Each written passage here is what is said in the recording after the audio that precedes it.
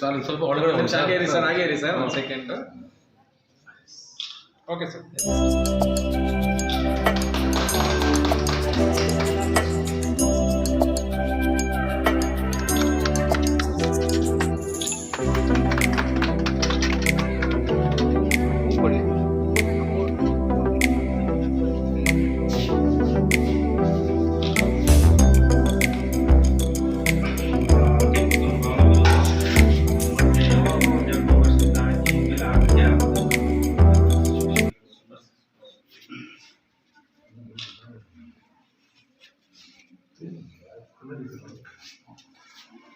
ಅದು ಅಡುಗೆ ಮನೆ ಸರ್, ಇದು ಹಾಲು. ಇದು ಆ್ಯಕ್ಚುಲಿ ಸರ್ಕಾರದಿಂದ ಏನಾಗಿತ್ತು, ಮಂಜೂರಾಗಿ ಅವರ ಯಜಮಾನರು ಇದೆಲ್ಲ ವರದಿ ಇದೆ ಬಟ್ ಅಲ್ಲಿ ಇದು ಮಾಡ್ತಾರೆ. ಆದರೆ ತುಂಬ ಕ್ಲಿಷ್ಟದ ಪರಿಸ್ಥಿತಿಯಲ್ಲಿ ಇದ್ದಂಥ ಸುಂದರ ಸಮಾರಂಭದಲ್ಲಿ ಹಾಜರಿರುವಂತಹ ಎಲ್ಲರಿಗೂ ನಮಸ್ಕಾರ. ಮೊದಲನೆಯದಾಗಿ ಅನ್ನದಾನ ಮತ್ತು ಆಶ್ರಯದಾನ ದಾನಗಳಲ್ಲೇ ಅತ್ಯಂತ ಶ್ರೇಷ್ಠ ದಾನಗಳು ಅಂತ ಹೇಳಕ್ಕೆ ಇಷ್ಟಪಡ್ತೀನಿ.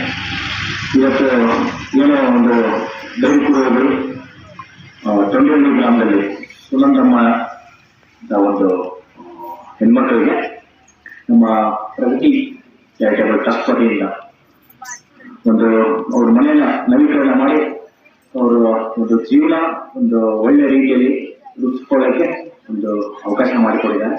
ಸೊ ಅವ್ರಿಗೆ ನಮ್ಮೆಲ್ಲರ ಪರವಾಗಿ ಒಂದು ಹೃತ್ಪೂರ್ವಕ ಧನ್ಯವಾದಗಳನ್ನು ತಿಳಿಸಕ್ಕೆ ಇಷ್ಟಪಡ್ತೀನಿ ಸರ್.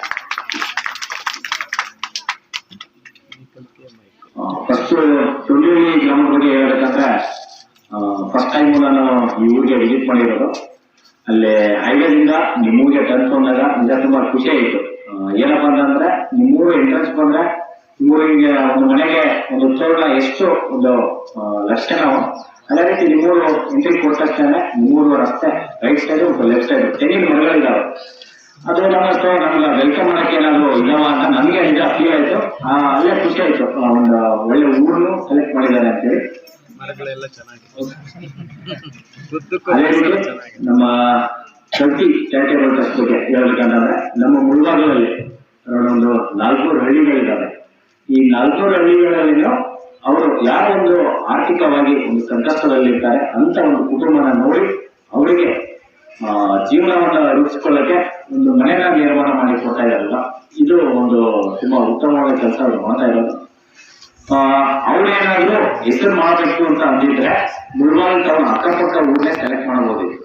ಅಲ್ಲಿ ಜನ ಇನ್ನೂ ಹೆಚ್ಚಿಗೆ ಸೇರ್ತಾ ಇದ್ರು, ಅವ್ರು ಇನ್ನೂ ಪಬ್ಲಿಸಿಟಿ ಹೆಚ್ಚು ಸಿಗ್ತಾ ಇದ್ರು. ಬಟ್ ಅವ್ರು ಆ ರೀತಿ ಮಾಡ್ತಾ ಇಲ್ಲ.